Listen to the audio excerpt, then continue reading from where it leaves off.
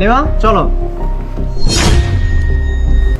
আরে তোমার বাসাটা তো খুব সুন্দর, তুমি যতটুকু বলছিলে তার থেকেও বেশি সুন্দর।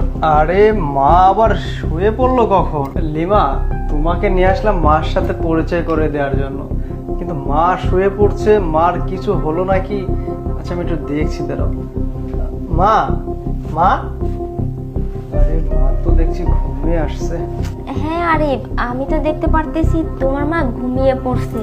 আর তোমাদের বাসায় আজকে প্রথমেই আসলাম, বাসাটা আমার যেহেতু খুব ভালোই লাগছে, আর ভেবেছিলাম সারাটা দিন আজকে তোমাদের বাসায় থাকবো। আর আন্টি যেহেতু আছে তার সাথেও অনেক কথাবার্তা বলবো, আলাপ আলোচনা করব, কিন্তু উনি তো ঘুমিয়ে পড়ছে। যাই হোক, এখন আর কি করব। আরে আমিও তো ভেবেছিলাম যে তোমার সাথে আমার কতদিনকার পরিচয়, কতদিন ধরে আমাদের সম্পর্ক চলছে, এই বিষয়গুলো নিয়ে আম্মুর সাথে আর কি একটু শেয়ার হতে চাচ্ছিলাম, কিন্তু আম্মু যে এভাবে ঘুমিয়ে আছে, ডাক দিলাম তবু উঠছে না। আচ্ছা তুমি এক কাজ করো, তুমি একটু এখানে দাঁড়াও, আমি কিচেনের কি অবস্থা এটা একটু খোঁজ নিয়ে আসি। হ্যাঁ আচ্ছা ঠিক আছে।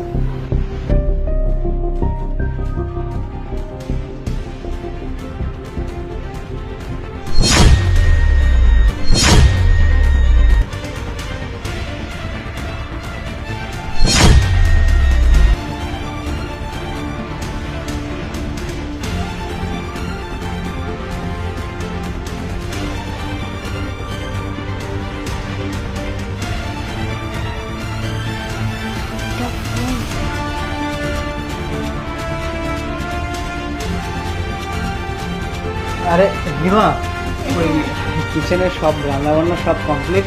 তুমি এক কাজ করো, যাও তুমি ফ্রেশ হয়ে আসো, এর মধ্যে মা যদি ঘুম থেকে ওঠে তাহলে আমরা সবাই একসাথে ডিনারটা করে ফেলবো। হ্যাঁ আচ্ছা আরিফ শোনো না, আমার হঠাৎ করে একটা ফোন আসছে, আসলে আমি ভুলে গিয়েছিলাম আজকে আমার এক কলিগের বার্থডে, তো আমাকে বারবার ফোন করতেছে। তারপর ওই যে আমার অফিসে একটা জরুরি মিটিংও আছে, এর জন্যই আর কি আমি বলতেছি কি আন্টিও যেহেতু আজকে ঘুমাচ্ছে, আজকে না অন্য একদিন আসবো, ঠিক আছে আজকে আমি যাই। আরে না, তা কি করে হয়?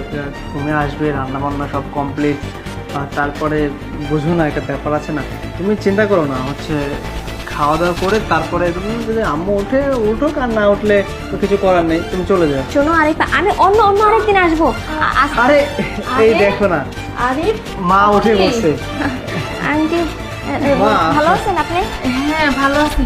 তো কি অবস্থা, তোরা কখন আসলি? আমি তো একদম ঘুমাইতেছিলাম। আসলে তোমার সাথে যে কথা ছিল, তো এই জন্য তুমি ঘুমাচ্ছিলে, ডাকি নাই, ডাকলাম অনেকবার পরে আর ই করিনি। আচ্ছা মা, এক কাম করি, ও ফ্রেশ হয়ে নিক, তারপর আমরা একসাথে খাওয়া দাওয়া করি। হ্যাঁ আমি তো সব রান্না করে রাখছি। আরে শোনো আন্টি, শুনুন না, আমার একটা জরুরি মিটিং আছে, আবার আমার কলিগের না বার্থডে, আমার